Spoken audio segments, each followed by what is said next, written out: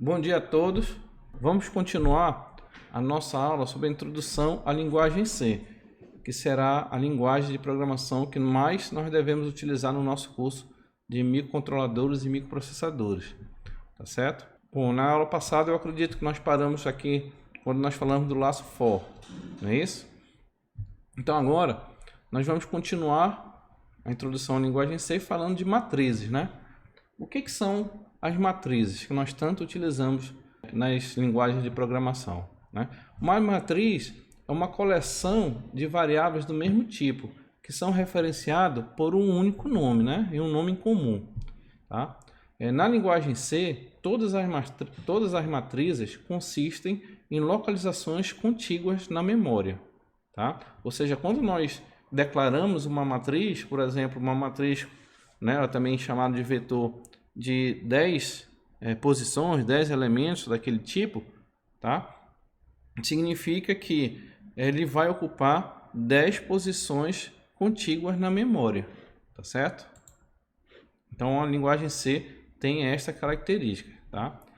Matrizes de uma dimensão ou unidimensionais, sobre a declaração de matrizes, tá certo? Então como é que a gente declara uma matriz quando nós vamos usar? Nós temos que ter sempre em mente essa questão que quando a gente declara uma matriz, nós vamos utilizar espaços contíguos na memória, né? Certo? São posições contíguas que a gente vai poder acessar na forma de ponteiro, como nós vamos ver facilmente. Como é que a gente declara, então, uma matriz? Tá? A gente vai declarar primeiro o tipo da matriz, né? O tipo de cada elemento, depois o nome e aqui, entre colchetes, o tamanho aqui da nossa matriz. Tá? Então aqui tem um exemplo onde nós estamos declarando uma variável do tipo inteiro, de nome e exemplo, e aqui nós estamos dizendo que utiliza 10, essa matriz conterá 10 elementos. Tá certo? Uma coisa importante aqui na linguagem C é que o primeiro elemento da matriz ele é sempre de índice 0. Tá? Então, neste exemplo que nós estamos dando aqui, onde a gente colocou aqui entre colchete 10, mas quando nós formos referenciar de fato essa matriz, o primeiro elemento será o de número 9, né, de índice 9, ou de índice 0, esse vai ser o primeiro elemento, e o último elemento será o de índice 9, tá certo? Então, ele será de 0 até 9. Então, uma matriz frequentemente utilizada é a matriz de caracteres, né, que é a nossa string, já que não existe tipo string internamente na linguagem C. Na linguagem C, uma string é definida como sendo constituída de uma matriz de caracteres que é terminada por um caractere nulo, né, ou um valor 0. O nulo é especificado, né, utilizando-se esta simbologia aqui, a barra invertida 0, que representa numericamente o 0. Então, quando nós pedimos para armazenar este caractere aqui, esse símbolo, barra invertida 0, na verdade o que a linguagem C está armazenando é o valor 0. Tá? Então, por exemplo, se nós utilizarmos, né, uma string, declararmos uma string, tá, e atribuímos a essa string este nome aqui, turbo, tá certo? Como é que esse turbo ficará armazenado na memória? Tá?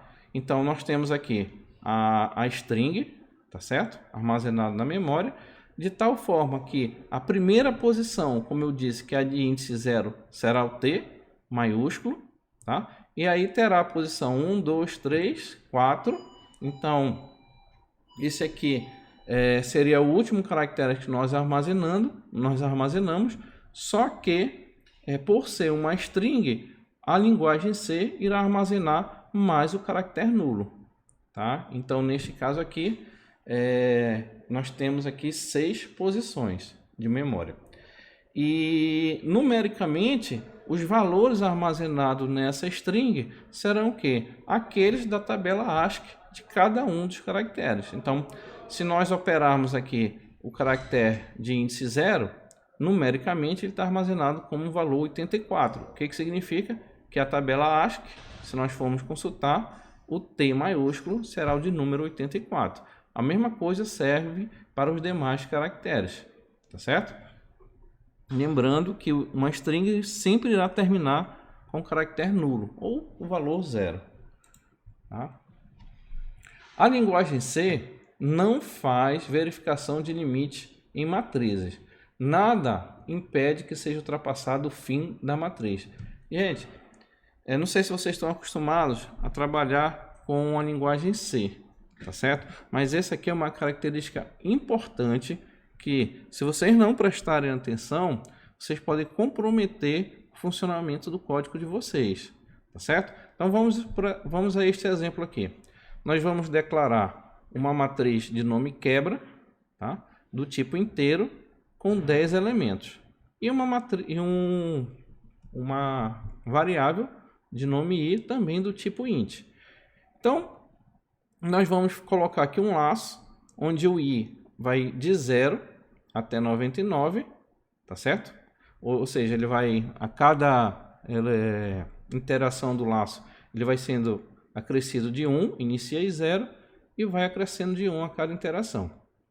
E nós vamos armazenar na matriz de índice i o próprio valor do índice, tá? Então, o que eu estou querendo mostrar nesse código é que, por mais que nós tenhamos declarado que essa matriz ela possui apenas 10 elementos, tá? Nós fizemos um código que aqui dentro do laço for, ele vai atribuir a matriz quebra desde o índice 0 até o índice 99. Quando nós formos executar um código desta natureza, né, o C não vai dar alarme nenhum, ele não vai dar erro, não vai dar advertência nenhuma, ele vai executar, tá? Mas qual é o problema desse código aí? É que quando eu declarei uma matriz de 10 elementos, tá, o compilador reservou na minha memória RAM 10 posições. Se eu estou mandando armazenar além disso, o que vai acontecer? Ele vai fazer, né? Ele presume que o programador sabe o que está fazendo, tá? E qual é a consequência disso daí? É que quando eu ultrapassar o limite da minha matriz, eu posso estar escrevendo em posições de memória de outras variáveis, né? De outras matrizes. E dependendo da arquitetura do computador, nós podemos estar escrevendo até mesmo sobre partes do código que está executando.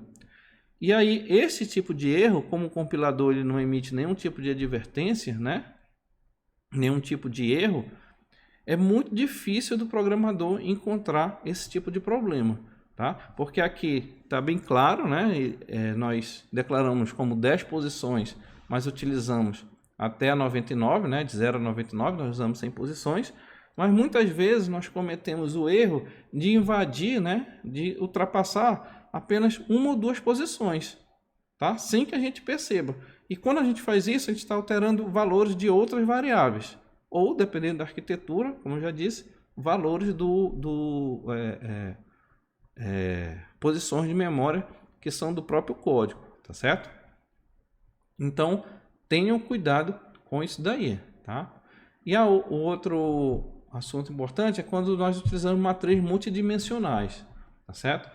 Uma matriz poderá ter inúmeras dimensões. Então, a sintaxe ela é muito semelhante, né?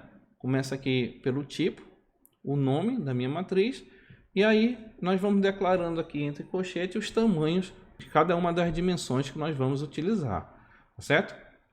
Nós temos que ter em mente uma preocupação na questão do espaço ocupado na memória, principalmente quando a gente trabalha com microprocessadores ou microcontroladores, onde nós temos limitações da quantidade de memória RAM disponível, tá certo? Então, sempre se preocupar com quanto de memória nós vamos utilizar. Então, se nós queremos calcular o tamanho de memória, é simples, né? A gente vai pegar o tamanho da primeira dimensão, né? Vezes o tamanho da segunda dimensão até ao tamanho da dimensão n, tá? Então nós vamos ter então o tamanho de posições no nosso matriz, tá? e por último multiplicar pelo tamanho de cada tipo, né? Então, por exemplo, se é do tipo char, vai ser 1 byte, então a gente vai multiplicar por 1. Se é do tipo int, por exemplo, será 2, ou seja, por quê? Porque cada int ocupa 2 posições de memória, 2 bytes, tá certo? No nosso caso. Então, aqui nós temos um exemplo simples também de como é que eu declaro uma matriz multidimensional e como é que a gente acessa, tá certo? Então vamos lá. Este exemplo simples, estamos declarando aqui a função main, função principal. Vamos declarar do tipo int duas variáveis t e variável i, e aqui a nossa matriz, tá? Então a nossa matriz terá duas dimensões de tamanho 3 e 4. Então, é uma matriz bidimensional. Neste caso aqui, eu vou ter 4 colunas por 3 linhas, né? Ou 3 linhas por 4 colunas. Normalmente, eu me referencio primeiro linha e depois coluna, tá certo? Então, vamos fazer aqui um laço, um for, tá? Fazendo o t, tá? Que vai indexar aqui a minha linha, variando de t até 2, tá? Porque vai ser até t menor que 3. E dentro desse laço for, nós vamos ter um outro laço for, fazendo a nossa variável i variar de 0 até 3, sendo que essa variável i será o índice aqui da nossa coluna, tá certo? E aqui eu estou fazendo o uso da nossa matriz. Então, quando nós queremos armazenar na posição 0, 0, então t será 0, o i será 0, e aqui ele vai armazenar o valor resultante dessa expressão, tá? O valor resultante dessa expressão nada mais é do que os valores aqui mostrados na tabela ao lado, que será de 0 até 11, tá certo? Então, se nós rodarmos este programa simples que utiliza a matriz, ele simplesmente vai preencher a matriz como mostrado aqui no gráfico, aqui nessa figura, tá certo? Vai começar aqui da linha 0, coluna 0, depois ele vai para a linha 0, coluna 1, e assim sucessivamente até a última linha, a última coluna, que no caso é a linha 2, coluna 3, tá certo? E armazenando esses valores aí indicados, tá? Então aqui é só uma forma simples de demonstrar como nós declaramos, tá certo? E como nós utilizamos uma matriz. Eu só queria só lembrar para vocês, né, aquela questão que o tamanho da matriz, por exemplo aqui 3 por 4, mais o índice efetivamente utilizado aqui para a linha será de 0 até 2, tá? Como a gente pode ver aqui, ó, de 0 até 2. E a coluna será de 0 até 3, como a gente pode ver aqui, ó, de 0 até 3, tá? Tenham sempre isso aí em mente. Se nós tentarmos armazenar, por exemplo, na posição 3, 4, ou seja, linha 3, coluna 4, o C ele não vai emitir alerta nenhum, não vai dar erro nenhum, tá certo? E ele vai fazer, ele vai lhe obedecer. Só que a posição 3, 4, né, não pertence a essa matriz aqui. Então, ele vai invadir a memória e vai armazenar o que você está pedindo, né, em alguma posição da memória que possivelmente estará sendo reservada para outra variável. E isso vai mudar o valor daquela variável que você não conhece, certo? E isso vai lhe causar um erro que você também vai ser... É muito difícil nós encontrarmos esse tipo de erro aí, tá? Então, tenho muita atenção a utilizar matrizes para essa questão do índice, tá? Que sempre se inicia no índice 0, tá? Outra revisão que nós temos que fazer também é a questão de uso de funções, né? O que são as funções? São blocos de construção na linguagem C. Então, normalmente, existem blocos de códigos que a gente usa de forma repetida, né? Então, ao invés de declarar aquele bloco várias vezes no meu código principal, eu transformo aquele bloco numa função e toda vez que eu precisar executar aquele bloco, eu chamo ele através de uma função, tá certo? Então, a forma, né, de nós declararmos uma função é aqui apresentado. Então, nós vamos especificar o tipo de retorno daquela função, o nome da função e uma lista com a declaração de parâmetros. São parâmetros que nós estamos passando para aquela função, tá? E aqui, entre chaves, o corpo propriamente da função, tá certo? Então, vamos lá. Exemplo, uma função para achar o maior valor entre dois valores que nós passamos como parâmetros para aquela função. Então, eu estou dizendo que eu estou declarando uma função que retorna um inteiro, o nome da função é maior e ela recebe como parâmetro dois inteiros, o A e o B, tá certo? Já no corpo da função, internamente, eu estou declarando uma variável que eu chamei aqui de temp. Então, lembrando aquela questão do escopo da variável, tá? Essa variável temp, ela vai ser acessada, ela vai existir apenas dentro dessa função maior, tá certo? Ela não vai poder ser acessada de outra função e nem da função principal. Aí eu testo aqui, ó.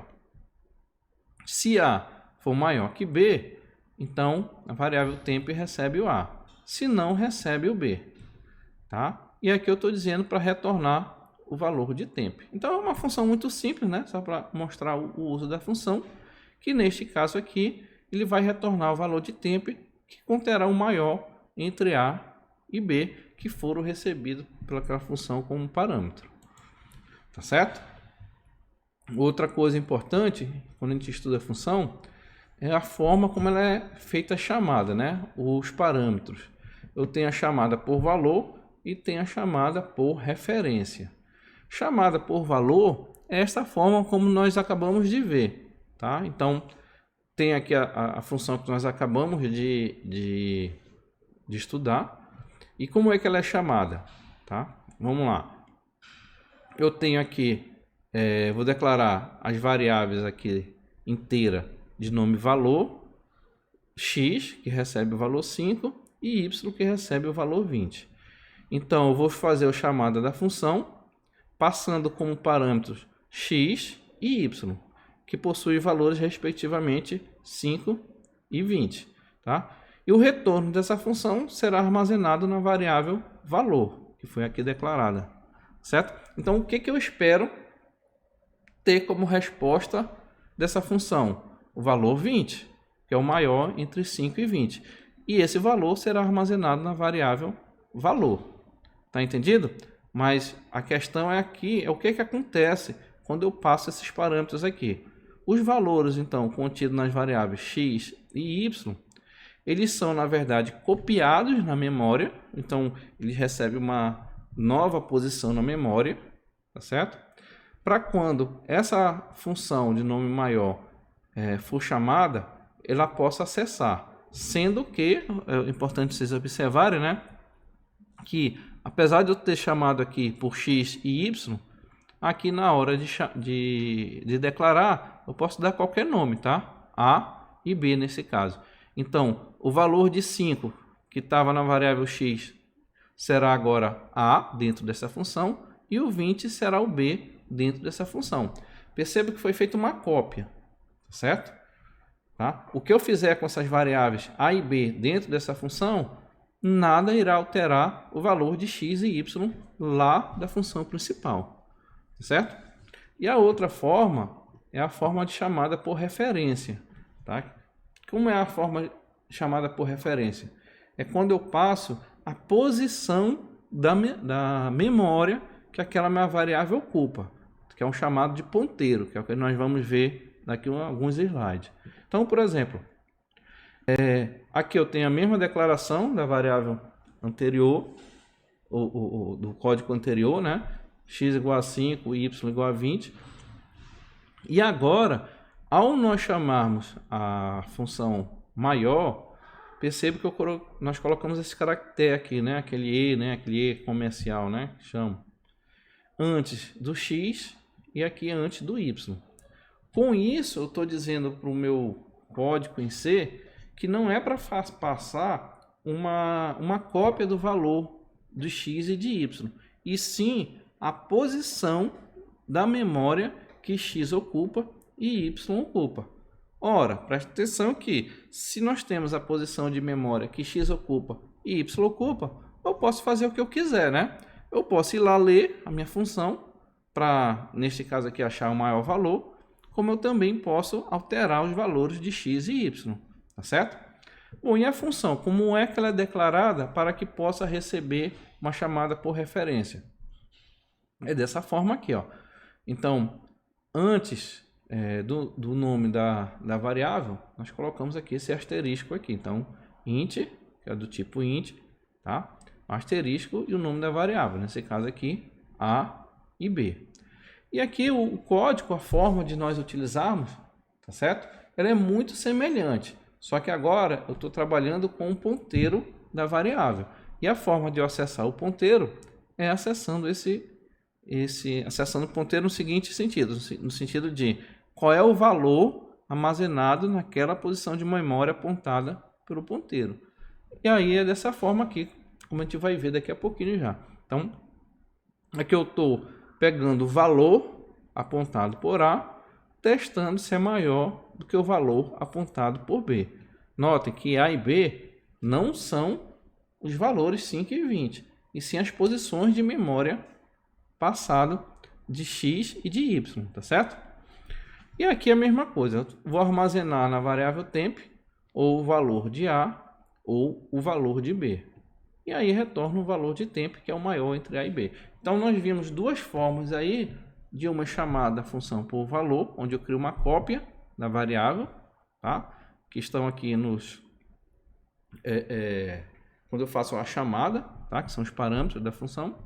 E a outra forma por referência é que eu não passo o valor propriamente dito, nesse caso aqui 5 e 20, e sim o ponteiro das variáveis x e y, ou seja, a posição de memória que aquelas variáveis ocupam, tá certo? A gente vai já dar uma revisão de ponteiro também, tá? Questão do protótipo das funções, né? Normalmente, o protótipo fica próximo ao topo do programa ou em um arquivo cabeçalho e deve ser incluído antes que qualquer chamada seja feita para a função. A forma geral de uma função, vamos lá. O que a gente tem que ter em mente é o seguinte: toda vez que a gente vai usar uma função no nosso código principal, o compilador tem que saber antes qual é aquela função, né? Ela tem que ser declarada de alguma forma. Então, existem essencialmente três formas, né? A primeira forma, que é a forma mais rudimentar, vamos dizer assim, mas que funciona, é essa forma, a primeira aqui, onde eu declarei a função, tá? Então, é uma função, tá aqui, o tipo dela de retorno é um float, né? Um ponto flutuante, o nome dela é a área do círculo e ela recebe como parâmetro o raio, tá? E retorna o quê? Aí o cálculo do raio de um círculo, tá? Quando nós formos chamar aquela função, eu posso fazer, né, o uso daquela função, a área do círculo, porque eu já havia declarado antes da função principal, tá? Então isso não tem problema nenhum, tá correto. Essa é a forma mais, vamos dizer assim, primária de se declarar e fazer uso da função. Declaro antes, uso depois. Só que muitas vezes nós não queremos ter inúmeras funções declaradas para então chegar na função principal. Então o que nós fazemos? Nós fazemos uso da questão do protótipo.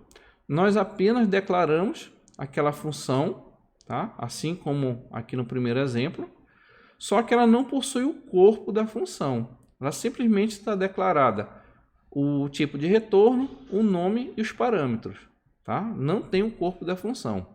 Aí nós fazemos a declaração da função principal, ou seja, o nosso código que nós queremos executar, que vai fazer o uso daquela função anteriormente declarada, e o corpo propriamente da função será após a função principal, tá?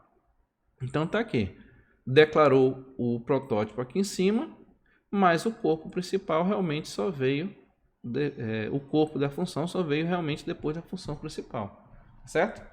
E a outra forma que não está declarada aqui, não está escrita aqui, é quando eu tenho funções declaradas em outros arquivos, tá certo? Que elas estão definidas em outros arquivos. E aí eu tenho que fazer aquela declaração que nós já vimos através daqueles include, né? Onde eu vou incluir arquivos onde possui as minhas funções, e aí eu vou poder fazer uso normalmente da minha função principal. O certo é, sempre que eu vou fazer uso de uma função, ela tem que ter sido declarada antes do seu uso. Tá certo? Bom, ponteiros também, uma pequena revisão sobre ponteiro. O que são os ponteiros, tá? Um ponteiro é uma variável que guarda um endereço de memória. Ou seja, até então a gente tem feito uso das variáveis para guardar um número de nosso interesse, né? Por exemplo, a área do círculo, eu vou armazenar aqui o número de alunos da minha turma, eu guardo numa variável, certo? Já o ponteiro é uma variável também, só que ele na verdade armazena uma posição de memória, né? Um endereço de memória, certo? E os endereços provêm um meio para que as funções possam modificar seus argumentos de chamada. O que ele quer dizer aqui? Lembra quando a gente fez o uso de chamada por referência, tá? Onde eu passei para aquela função o ponteiro da minha variável, tá? O ponteiro da minha variável declarada na função principal, tá? Ora, se a minha função que eu estou chamando recebe aquele ponteiro, significa que eu posso acessar diretamente aquela minha posição de memória daquela variável, tá certo? Não só para ler o valor armazenado, como também para escrever sobre aquela posição, tá? Então nós temos que ter muito cuidado ao passarmos um ponteiro para uma função, tá? Porque a função vai poder alterar o valor da minha variável, tá? É usado para suportar rotinas de alocação dinâmica de memória, tá certo? Então muitas vezes eu declaro um ponteiro, tá? Eu declaro aqui um ponteiro. Então eu já aloquei uma variável para armazenar uma posição de memória. E aí durante a execução do programa é que eu vou dizer assim, olha, reserva para mim 10 posições do tipo inteiro, tá? Bom, isso aí é o que eu estou chamando de alocação dinâmica, tá? Ou seja, durante a execução é que eu vou dizer o tamanho do meu vetor, por exemplo, tá certo? E aí o que eu faço? Aquele área armazenada na memória, eu preciso acessar, tá? E o que eu faço? Eu vou então atribuir aquela posição da minha memória, tá? Que eu acabei de alocar durante a execução do programa, a um ponteiro. De posse desse ponteiro, eu vou poder então usar aquela memória, escrevendo ou lendo, tá certo? Nos nossos exemplos que nós vamos utilizar, eu realmente não estou prevendo esse uso de alocação dinâmica de memória, mas em muitos casos pode ser necessário, tá certo? É fácil usar ponteiros incorretamente. Olha só, chamando a atenção aqui, ó. O que causa erros, né, que são os chamados de bugs, difíceis de serem encontrados. Então, gente, muito cuidado ao usarem ponteiros, certo? Justamente porque quando você trabalha com ponteiro, você está trabalhando diretamente naquela posição de memória, tá? Eu posso manipular aquela memória e, sem saber, né, sem perceber, de forma inadvertida, e alterar os meus resultados, né? Eu vou ter resultados inadequados ou inesperados. E isso, como o compilador ele não vai fazer alerta nenhum para você, pode ser difícil de encontrar, tá? Então, declaração de uma variável tipo ponteiro. É muito fácil, né? Nós temos que declarar o tipo, tá? E o nome da variável antecedido aqui pelo asterisco. Pronto. Tá? Então, aqui, um exemplo aqui. Eu estou declarando um ponteiro do tipo char, tá? E aqui, dois ponteiros, né? Um de nome temp, outro de nome contador, do tipo int. Tá certo? Então, é muito fácil declarar o ponteiro. Percebo que esse int aqui, temp, eu não estou criando ele para armazenar um valor para mim, né? Um valor temporário, vamos dizer assim, tá? Nem um contador. ele já aponta uma posição de memória, tá? Então, muito cuidado com isso daí. Então, alguns operadores de ponteiros, tá? Os mais comuns, tá? Esse EXIM, né, que chama de comercial, né? Ele retorna o endereço de memória do seu operando, tá? O asterisco aqui retorna o valor localizado no endereço apontado por seu operando, tá? O menos, né? Aponta para a localização de memória anterior do seu tipo base. Então, lembra que a gente já utilizou tanto esse operador aqui, o menos, quanto mais, para incrementar uma variável, né? Então, se a minha variável do tipo inteiro valia 5, se eu usava o mais, então ele iria passar para 6, né? Aqui ele está decrementando ou incrementando não o valor armazenado, vamos dizer assim, ele tá incrementando ou decrementando as posições de memória, certo? Ou seja, eu estou, como ele diz aqui, ó, se eu estou numa posição de memória e eu utilizo esse operador aqui, o menos, né? Então, o que vai acontecer? Quando eu decrementei o valor apontado, tá, por aquele ponteiro, na verdade eu estou apontando para uma localização anterior do seu tipo base, tá? Se a gente faz um incremento, então na verdade a gente passa a apontar para uma próxima localização da memória, tá certo?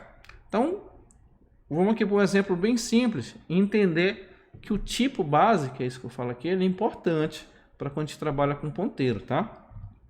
Então, por exemplo, vamos dizer que eu estou numa posição de memória de número 3000. Lembra que toda memória, toda posição de memória, ela tem que ter um endereçamento, que é um valor, né? Um número. Aí vamos dizer que esse valor seja 3000, tá certo?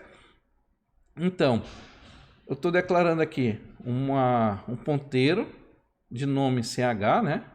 Do tipo char e na posição 3000, tá? Então, vamos para essa coluna aqui. Então, eu estou na posição 3000, que é a variável CH que recebeu. Toda vez que eu for incrementar, tá? No nosso microprocessador, que vamos considerar que ele seja de 8 bits, né? Ou de 1 byte, tá certo? Como o tipo char ele ocupa apenas 1 byte, toda vez que eu for incrementar, ele vai somar apenas 1. Então, se ele está na posição 3000 e eu for incrementar, ele vai para a posição 3001, tá? Se for incrementar mais uma vez, 3002. Então, ele vai assim, sucessivamente, incrementando de 1 em 1, porque o char ocupa 1 byte na minha memória, tá? Já aqui para a variável, ou para o ponteiro i, que agora é do tipo int, se ele começa na posição 3000, quando eu incrementar ele, como o tipo int ocupa 2 bytes, o incremento do i não vai ser de 3000 para 3001, então de 3000 para 3002. Por quê? Porque ele ocupa 2 posições de memória cada inteiro, tá? No nosso processador ou no nosso microcontrolador de 8 bits, tá? Então, aí eu estou aqui na posição 2, tá? 3002.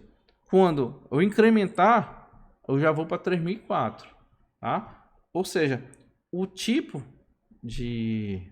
do meu ponteiro, ele vai interferir nos valores que ele vai apontar conforme a gente vai, vamos dizer assim, incrementando ou decrementando, tá certo? Então, cuidado aí com o tipo ponteiro. Então, vamos acelerar aqui. Vamos ver esse exemplo aqui de uso de ponteiros, tá? Então, nós estamos declarando um ponteiro do tipo int, que se chama conta, e esse underline p aqui, tá? Normalmente eu coloco esse p aqui para dizer que é um ponteiro na minha variável, tá certo? Tá? E aí, uma variável do tipo int, não é um ponteiro, ó, não tem um asterisco antes, e uma variável val, também do tipo int. Aí vamos fazer uma atribuição que nós já sabemos, né? Conta recebe o valor 100. Ó, recebe o valor 100. Está até escrito errado aqui, recebe, né? Recebe o valor 100, tá? Aí, olha só, conta P, que é um ponteiro. O que eu estou fazendo aqui? Apontando, eu vou receber, na verdade, a posição de memória apontada pela minha a posição de memória ocupada pela minha variável conta. Quando o compilador executar essa linha, o que vai acontecer? Tá? O ponteiro conta P vai apontar para a posição de memória onde está a variável conta. Tá certo? Então, conta P vai ter o número 100? Não sei. Não vai ter, né? Tá? Não vai ter o valor 100. O que ele vai ter é a posição de memória onde está armazenado aquele valor 100. Tá? E aí, como é que eu faço a leitura daquele valor 100? Que é o que a gente vai fazer aqui na próxima linha. Então, val, que é também inteiro, ele vai receber, olha, esse asterisco aqui, o valor apontado por conta P. Tá entendido? Tá? Então, vamos aqui um exemplo aqui, ó. Nesse exemplo aqui, vamos colocar esse endereço fictício aqui da memória, tá certo? Então, eu tenho aqui o endereço de 0000, né, até 1023. Quando nós declararmos aqui as variáveis, por exemplo, conta, vamos dizer que o nosso compilador, tá, armazenou, não, ele reservou o endereço 2, tá, para armazenar o valor da variável conta. Então, quando nós atribuímos 100 à variável conta, ele foi lá na posição 2 e guardou. Pronto. Tá? Quando nós executarmos essa segunda linha, tá? Conta P, que é um ponteiro, ele não vai receber o valor 100, e sim o valor 2. O que é o valor 2? É a posição de memória da minha variável conta. Tá? Aí o que faz essa terceira linha aqui, né? Ou quarta, né? Está sendo executado. Ele está dizendo assim, ó, vamos pegar o valor apontado por conta P, ou seja, pega o valor apontado pelo endereço de memória 2, que é o valor 100, tá? E armazena na variável val. A variável val, que foi reservado o endereço 1022, agora vai conter o valor 100. Tá entendido? Tá? Questão do uso do ponteiro. Ponteiro, ele aponta para uma posição de memória. Neste caso aqui vai apontar para a posição 2. Vamos lá. Ponteiros e matrizes. Tá? Então, por exemplo, vamos declarar aqui uma matriz, tá? De 80 posições, declarada aqui entre colchetes, né? E um ponteiro também do tipo char, tá? Aí olha o que está acontecendo nessa primeira declaração. P1 recebe str, tá? Que é o nome daqui da minha matriz. Posso fazer isso? Posso. Por quê? Por mais que a gente não tenha comentado até esse momento, tá?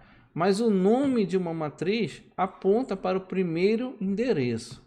Então, todas as vezes que nós utilizamos uma matriz em C, na verdade, a gente já estava trabalhando com um ponteiro, de tal forma que o nome da matriz já vamos dizer assim, a posição de memória do primeiro elemento da minha matriz. Então, esse tipo de declaração é perfeitamente válido e é utilizado, tá? Pelo entendimento que nós já vimos de matriz, de ponteiro, tá certo? Uma forma de substituir essa declaração seria eu dizer que o P1 recebe, olha só, o endereço ou a posição de memória apontado pela posição 0 da minha string, certo? Ou da minha variável str. Então, essas duas linhas são equivalentes. Tá claro isso? E para acessar o quinto elemento de str, né, dessa matriz, como é que a gente faria? A forma convencional, que nós já estamos acostumados, né, seria x vai receber a posição 4, tá? Da minha variável str. Lembrando que a posição 4 é o quinto elemento, porque a gente começa do valor 0, tá certo? Só para lembrar. E a outra forma, pelo que nós já acabamos de estudar de ponteiro, seria aqui, né? Onde eu tenho x, vai ser o quê? Vai ser igual ao valor apontado por P1, que é a primeira posição do vetor, mais 4. Tá? Então, o que essa declaração está fazendo aí? Ele está dizendo assim, ó, pega a posição de P1 mais 4 e retorna o valor que está apontado por essa posição, né? O valor naquela posição de memória. Certo? Então, essas duas declarações, essas duas linhas são equivalentes. Certo? Aí vai do programador fazer uso da forma que lhe for mais conveniente. Tá certo? Ponteiros e funções, né? Chamada por referência, que é o que nós já estudamos. Tá certo? A chamada por referência. Temos que ter em mente que na chamada por referência a gente passa o ponteiro, logo a minha função vai ter amplo acesso à variável que eu chamei. Tá certo? Nessa função aqui bem simples, a char count, né? Que é conta a quantidade de caracteres recebida. Tá certo? Então vamos ver o que ela vai fazer. Então, eu tenho aqui uma declaração de uma variável local chamada de i, inicializada com valor 0 do tipo int. Tá? E aqui eu tenho um laço while que executa enquanto não encontro o nulo. Então perceba aqui que ele está fazendo referência, tá? ao valor armazenado na posição apontada pelo ponteiro S aqui, ó, que foi o que ele recebeu como parâmetro, certo?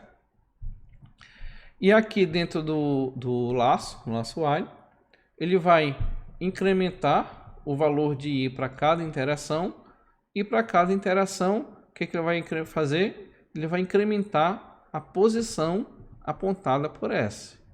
Tá certo? A posição de memória apontada por S.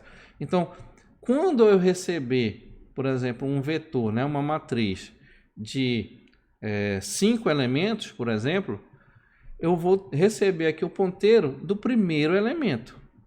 Tá? O primeiro elemento, da posição 0. Tá? Aí ele vai testar a posição 0 aqui, que foi o primeiro que ele recebeu. Ele vai ser o valor nulo? Lembra que uma string, o último valor nulo? Aí, não, porque eu tenho 5 elementos até eu chegar ao valor nulo. Então, ele vai incrementar o valor de i, que é o que me interessa, né? A quantidade de caractere. E com essa instrução aqui, S++, ele está dizendo, olha, agora aponte para a próxima posição. Comecei na posição 0, então aponte para a próxima posição, que é a posição 1. Aí ele volta aqui para o while. Agora ele vai estar testando a segunda posição de memória, apontada por S. Ah, é o nulo? Não, não é nulo. Ele incrementa o i novamente e incrementa a posição. Então, olha, agora então vamos ver a próxima posição, que vai ser a terceira posição. E aí ele vai ficar até encontrar o valor nulo. Quando o valor nulo for encontrado, né, for falso, o while, então ele vai sair do laço e vai retornar o valor de i, que é a quantidade de caracteres que tem o nosso vetor, que foi passado, tá certo? E a forma de chamar essa função ela é bem simples também. Ó. Vamos declarar aqui uma string de nome texto, tá? E o nome é universidade. O nome não, desculpa. O conteúdo daquela string, tá certo? Declaramos aqui uma variável do tipo int, chamada de val. E aqui eu estou fazendo uso da chamada da função por referência, tá?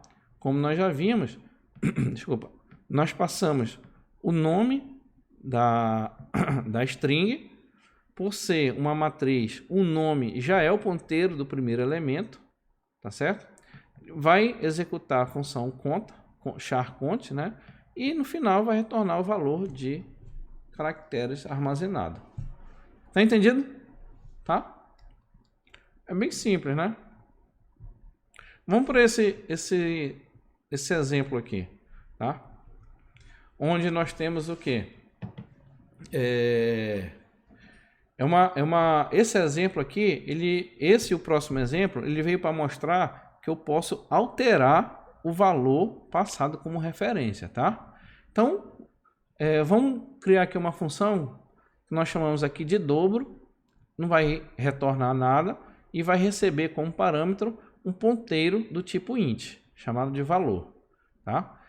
E aí o corpo dessa função está dizendo o seguinte, olha, o valor, tá, apontado pela variável valor, né, a quantidade, vai receber o valor por ele apontado multiplicado por 2, tá certo? De tal forma que quando sair dessa função, aquele valor que eu recebi, tá, quando ele voltar para a função principal, ele vai ter o dobro de que ele tinha antes de ser chamado. Então, por exemplo, eu tenho aqui um número, uma variável chamada de valor do tipo int, que é igual a 5, tá certo? Quando nós chamarmos a função dobro, que nós sairmos dela, essa variável valor vai conter agora o valor 10, tá? Não sei se vocês estão me entendendo que eu estou alterando o valor desta variável, tá? Por quê? Porque como é que eu posso fazer isso? Desculpa, porque eu passei o ponteiro dela e a minha função foi lá na posição de memória e alterou o valor que tinha, tá? Então, tome cuidado com isso daí, tá? Eu estou alterando o valor, a minha função altera o valor dessa variável aqui que a gente chamou aqui de valor também, tá certo? Outro exemplo de como a gente pode alterar os valores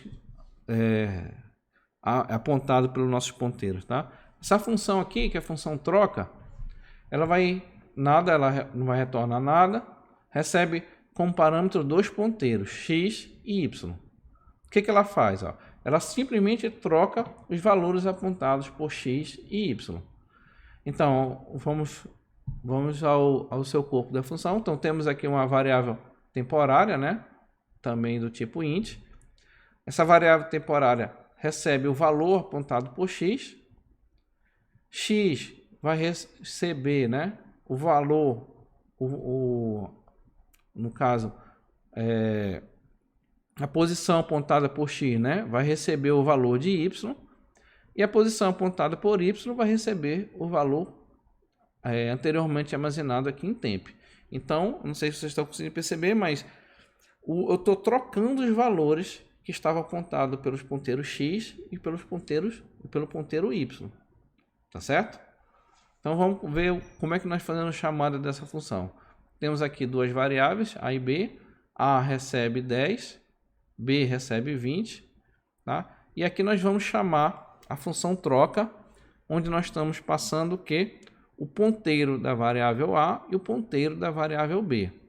Ao final dessa função, depois que nós retornarmos dela, a que continha 10 vai ter 20, e o b que tinha 20 vai ter 10, tá certo? Ele vai trocar os valores, tá? Tá claro isso? Então, problemas com ponteiros. Normalmente, problemas com ponteiros é difícil de ser encontrado, então muita atenção a usar ponteiros, tá certo? Se você ler um ponteiro de forma errada, né? O pior que pode acontecer é ler uma informação inválida, né? Que a gente vai chamar aqui de um nicho, né? Eu vou estar lendo um nicho. Aquilo ali não teria valor para mim, né? Que eu não sei o que eu estou lendo, tá? Entretanto, se você escrever para um ponteiro, estará escrevendo sobre outros pedaços do código ou dado. Foi aquilo que eu falei. Se vocês receber um ponteiro, né?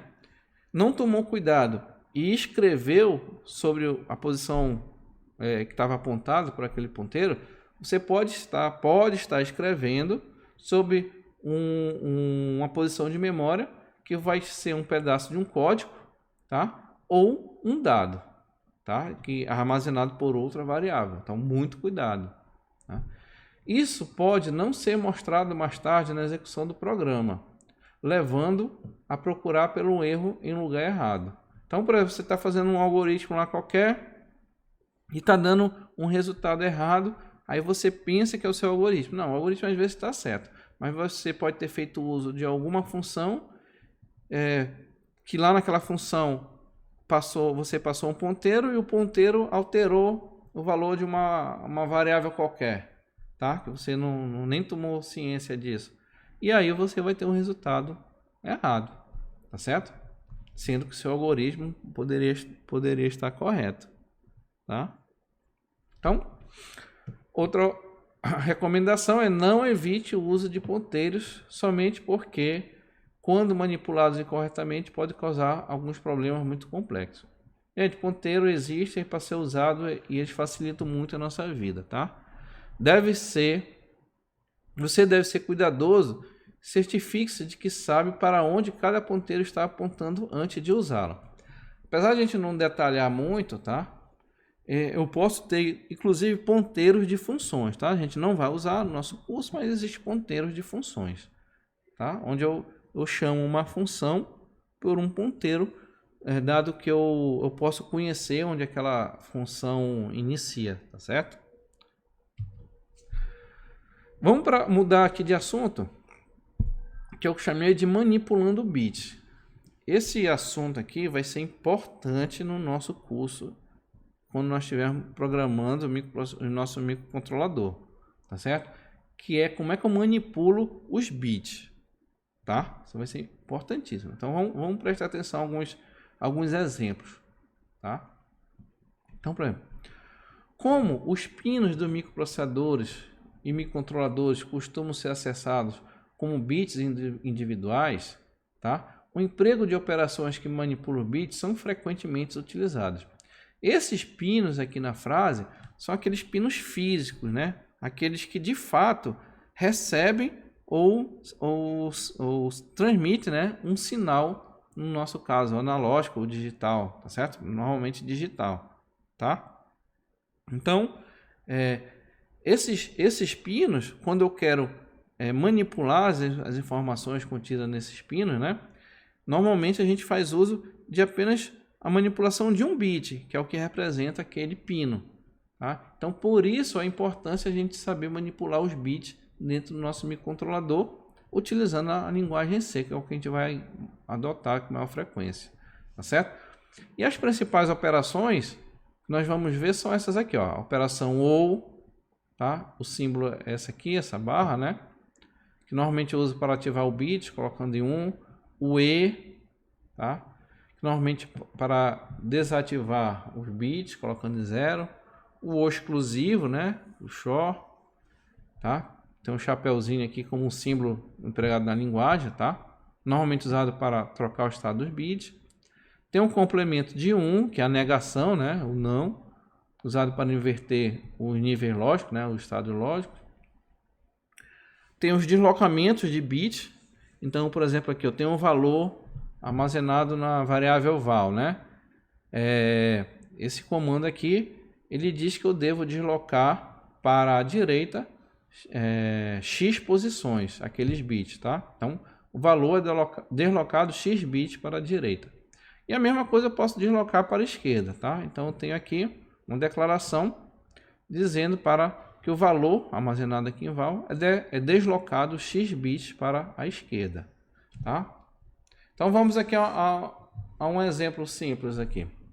Como é que eu posso ativar um bit, né? Ou seja, também chamado de setar um bit, ou colocar ele em nível lógico alto ou em 1, tá certo? Para isso a gente vai fazer uso de máscara de bits, tá? Esse uso de máscara é importantíssimo aqui no nosso curso. Que a linguagem C pode manipular individualmente os bits de uma variável por meio de uso de máscaras de bits. Então vamos a esse exemplo aqui. Imagine que a gente tenha uma variável A com esses valores aqui, tá? 1, 0, 1, 0, 1, 0, 0, 0. Né? Aí ele está pedindo que o seguinte: torne nível lógico alto o estado do bit 2. Quem é o estado do bit 2? Esse bem aqui, né? O terceiro bit. Lembrando que eles são sempre iniciados pelo índice 0. Então, índice 0, 1 e 2. Tá? Como é que eu posso tornar ele nível lógico alto? Tá certo? Lembrando que a nossa linguagem ela não manipula um bit propriamente dito, e sim um byte, né? Armazenado numa variável, tá? Então tá aqui a nossa variável A, tá certo? Se eu quero ligar, né, ou ativar esse único bit, o que eu vou fazer? Eu faço uma operação de OR com esta máscara aqui, olha. Onde essa operação de OR, ela é uma operação de OR bit a bit. Então ele vai pegar esse bit, fazer OR com esse bit, este bit com este bit, e assim sucessivamente. Então ele vai fazer, a gente diz que é uma operação bit a bit. Bom, o meu bit de interesse, que é o de índice 2 aqui, como eu estou fazendo uma operação OR com 1, valor 1, nós sabemos que uma operação OR, onde uma das variáveis é 1, a saída obrigatoriamente será 1, tá certo? Ou seja, se o terceiro, o bit aqui de índice 2, na minha variável A, se fosse 1, ia sair 1. Sendo 0, também vai sair 1, tá certo? Os demais bits, vocês podem ver que está sendo feita uma operação de OR com valor 0, tá? Né? Aí eu posso dizer aqui, olha, 0 ou 0, sai o próprio 0, ou seja, ele está repetindo o bit, né, da minha variável A. Aqui, ó, a variável, esse bit valia 1. Quando eu faço uma operação OR com 0, que é da minha máscara, sai o valor 1. De tal forma, o que eu quero dizer é que quando eu faço a operação OR com esta máscara, ele vai manipular apenas aquele bit de meu interesse, que é onde eu tenho na minha máscara a posição 1. Tá certo? Tá? Então, com isso eu estou ativando o bit 2 dessa variável. Tá?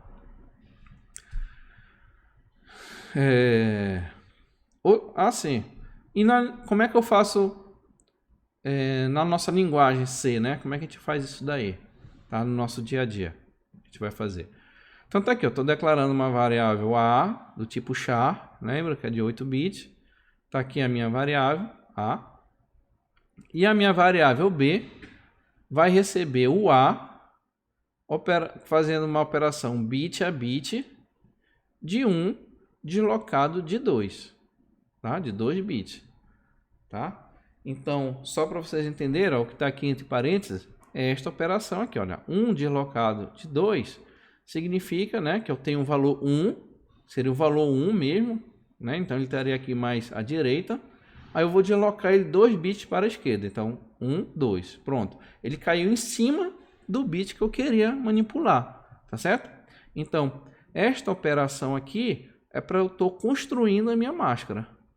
Tá? E aí, eu faço uma operação da minha variável A, tá aqui em cima. Uma operação OR bit a bit com a minha máscara, que nós criamos aqui. Tá certo? E essa que eu chamei aqui de forma 1, eu estou atribuindo o resultado a uma segunda variável que eu chamei aqui de B. Tá certo? Só que o mais comum mesmo é a forma 2, onde eu quero manipular aquela variável A e o resultado fique nela mesmo. Tá? Então, que é desta forma aqui, tá? Onde eu estou usando o traço aqui, que é o OR igual a ele vai fazer a operação OR bit a bit com a própria variável A e a máscara 1 deslocado de 2 bits para a esquerda. Tá entendido? Então, essa construção aqui vai ser uma construção comum no nosso dia a dia. Tá certo? Outra forma também, eu posso criar uma macro, né? Tá? A gente vai ver mais na frente. Mas a gente pode criar uma macro com esse define aqui. Essa macro chamei aqui de 7 bits. Na verdade não foi eu que chamei. É o mesmo nome usado no nosso livro texto, tá certo? 7 bits. Vocês podem consultar. E aí ele tem declarado aqui como os parâmetros da minha macro A, a minha variável A, e o bit X. Tá? E aqui a operação que ele vai de fato fazer, né? Então, é uma operação da segunda forma aqui que nós vimos aqui na segunda declaração, né?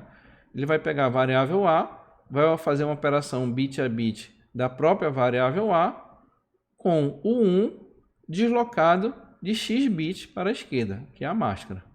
Tá certo? Aí, quando vocês estiverem programando, vocês fiquem à vontade em fazer de qualquer uma dessas formas aí. Tá? Só estou mostrando alguns caminhos. São só esses? Não, não são só esses caminhos. Existem outras formas também. Tá? E agora, ainda ativando os bits, tá? Só que torne nível lógico alto os estados dos bits 1 e 6. Tá? Só que agora ele está pedindo para, ao invés de manipular um bit, manipular 2 bits. Tá certo? E aí é muito simples. Tudo que vai mudar, o que é? A máscara. Tá? É a mesma operação ou bit a bit, só que agora eu vou ter na minha máscara, nas posições dos bits que nós queremos, né, que é a posição 1 e na posição 6, a minha máscara vai conter o valor 1. De tal forma que quando nós fizermos a operação ou bit a bit, aonde tiver 1 na máscara, será obrigatoriamente 1 na saída. Tá certo? Eu poderia fazer da forma anterior, primeiro o bit 1, depois o bit 6? Sim, né? Só que eu estaria perdendo mais tempo, né? Eu estaria fazendo primeiro uma operação para um bit, depois a operação para outro bit. Se tempo não for problema para mim, não vai ter diferença nenhuma. Agora, se eu tenho pressa, se eu quero executar logo, eu simplesmente mudo a máscara para essa nova máscara que eu já estou operando 2 bits de uma vez só. Tá certo? E como é que eu obtenho essa máscara aí, tá? É muito simples, ó. Tá? Tá bem aqui, ó. Como é que eu obtenho essa máscara? Tá? Vai ser um deslocado de 1 bit, que é aqui o bit 1, tá certo? Ou um deslocado de 6 bits, tá aqui, que é a posição 6 aqui. Esta declaração aqui, tá? Essa operação cria a máscara que eu desejo, ó. Eu tenho um na posição 2 e aqui na posição 6. Bom, de resto a gente já sabe, né? Basta fazer a operação bit a bit com a variável A, tá? Aqui se eu quiser armazenar em outra variável, no caso B. Aqui se eu quiser armazenar direto na própria variável A, tá certo? Então aqui são formas de eu manipular o bit ativando as posições que eu tenho interesse, tá?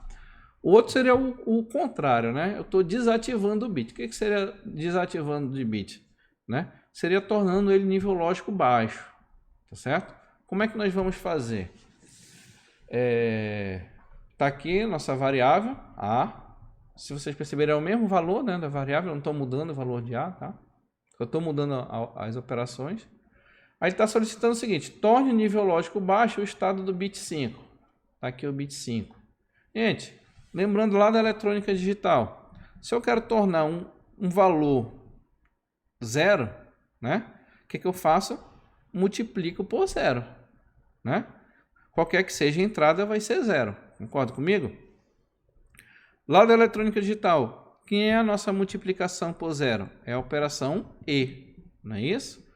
Então, daí, ó, nós fazemos uma operação E, tá? Sendo que essa operação é bit a bit da variável que nós queremos alterar com uma nova máscara, onde justamente na posição que eu quero desativar o bit, ele vai ter 0, tá?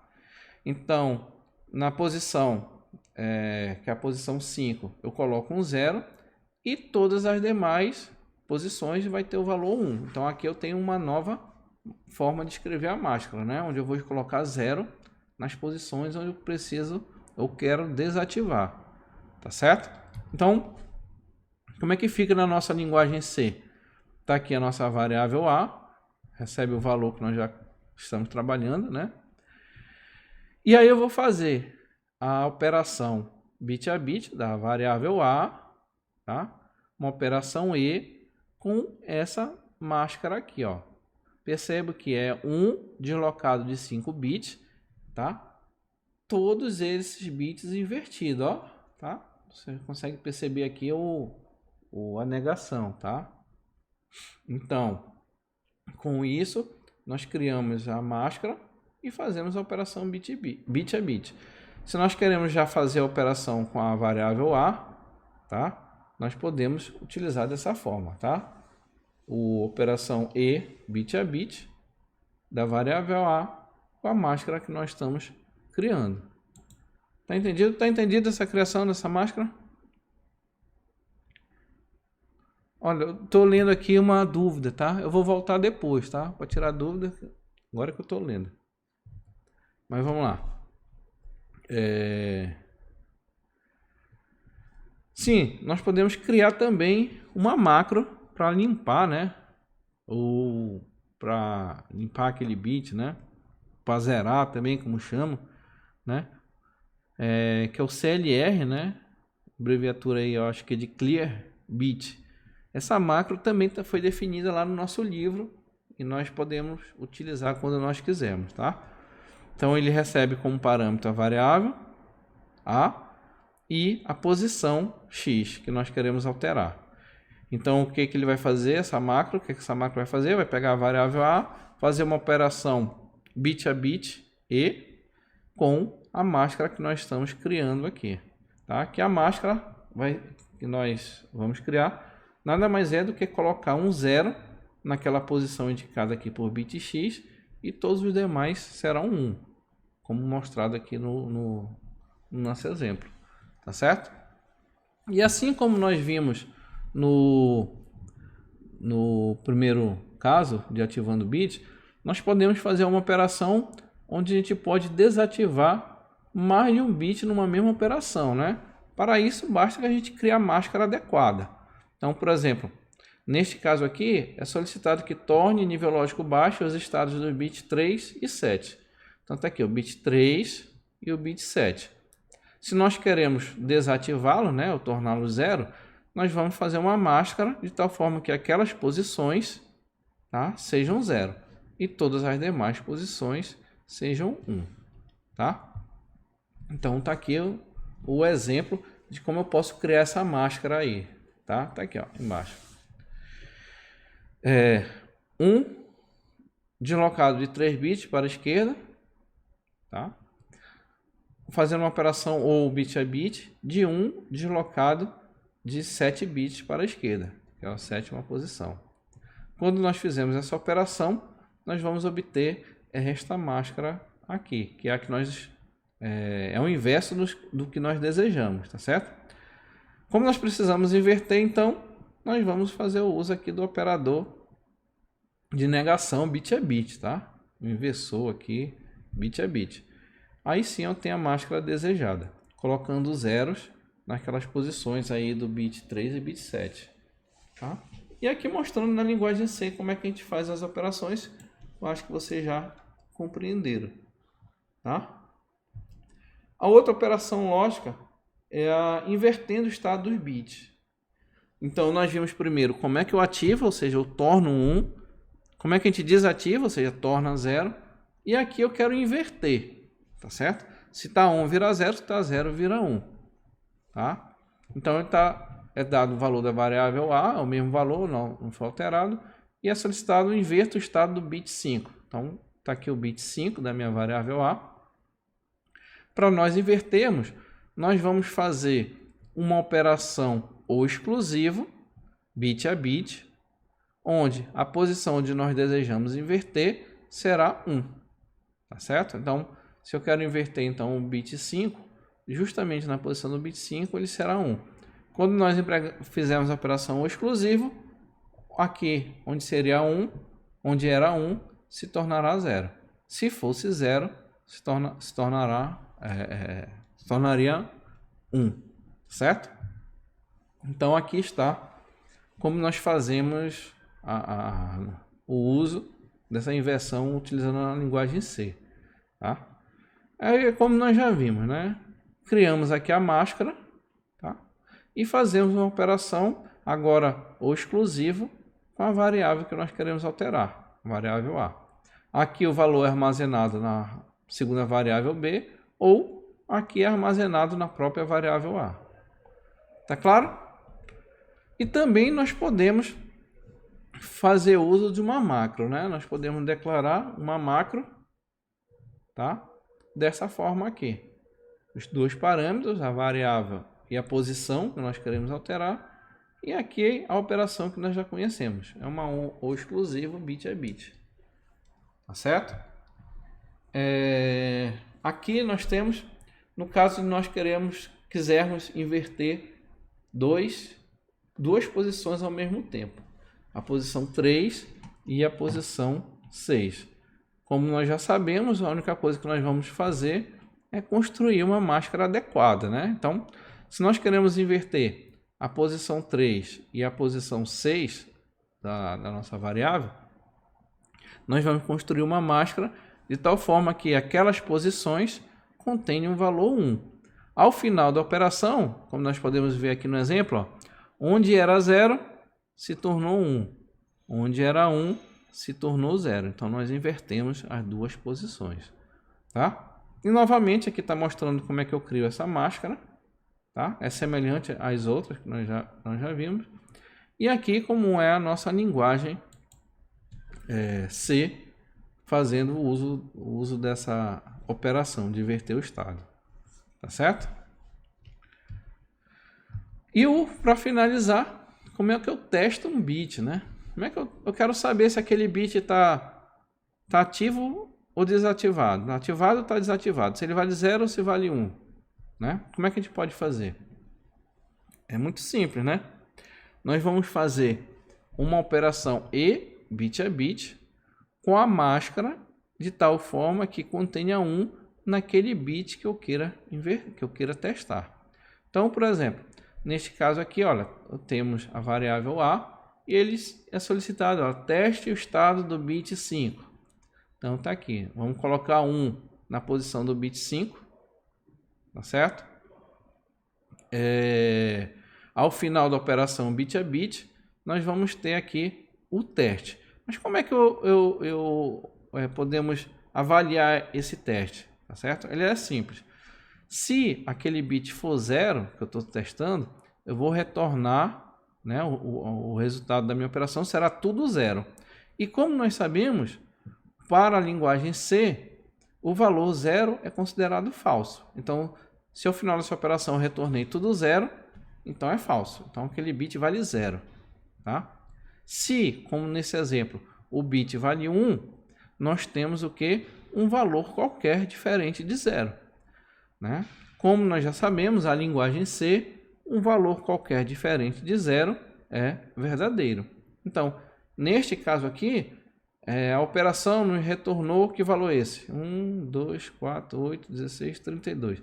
Nos retornou o número 32 em decimal, vamos dizer assim. Que para a linguagem C é diferente de 0, então é verdadeiro. Então aquele bit testado vale 1. Tá entendido? Tá? Então tem que saber interpretar as nossas operações aqui na linguagem C. Tá? O que é que ele está dizendo aqui? Ó? Caso o bit testado seja 0, retorna o valor 0, que é falso. Caso o bit testado seja 1, retorna um valor diferente de 0, que é verdadeiro. Tá? E como é que a gente cria essa máscara? Bom, nós já sabemos, né? 1 deslocado de 5 bits para a esquerda. E esta operação nós podemos fazer diretamente dentro do argumento aqui, né? De uma expressão do if. Tá? Então, a operação e bit a bit com a máscara. Tá certo? Lembra quando nós estudamos o if, né? Eu não coloquei lá um teste, né? Eu não coloquei maior que, menor que, igual, né? Eu coloquei o quê? Uma expressão, tá? Então aqui é um exemplo de uma expressão onde eu estou testando o quinto bit da variável A. E eu não necessariamente estou usando o operador igual, né? Ou diferente, tá certo? Eu estou fazendo uma operação lógica de tal forma que se retornar 0 como resultado dessa expressão, o if será falso. Se retornar um valor qualquer diferente de 0, que é esse caso do exemplo, o if será verdadeiro. Tá certo? E nós podemos criar uma macro. Tá? Essa macro também é usada no nosso livro texto, que é para testar o bit. Onde eu recebo como parâmetro a variável A, a posição do bit, vai ser bit x, e realizamos uma operação E bit a bit entre a variável A e a nossa máscara que nós estamos criando aqui. Tá certo? Então, essa questão de trabalhar os bits será importante no nosso curso, tá? Porque quando nós estivermos aprendendo a configurar os parâmetros dos microcontroladores ou acionar ou não um determinado pino, nós vamos precisar fazer uso dessas operações que nós estamos aqui aprendendo, tá certo? E para finalizar, aqui as nossas referências, tá? Que vocês já conhecem. O primeiro aqui é o nosso livro texto, onde eu estou me seguindo, né, no nosso curso. E aqui outros parâmetros, outros livros também, outras consultas que eu acredito que sejam interessantes para vocês, tá certo? Aqui a nossa equipe aqui, tá? Que estão me ajudando com essas aulas, tá? Na construção dos slides e nas publicações no YouTube, tá certo? E fim da nossa introdução à linguagem C, tá certo? Então, era isso que eu queria passar como revisão. Não passei muitos exemplos, porque os exemplos serão realmente quando nós estivermos programando o nosso microprocessador, nosso microcontrolador, tá certo? Então, vou encerrar aqui a nossa aula de hoje. Deixa eu parar a gravação e aí a gente vai poder tirar nossas dúvidas no tempo que nos resta, tá certo?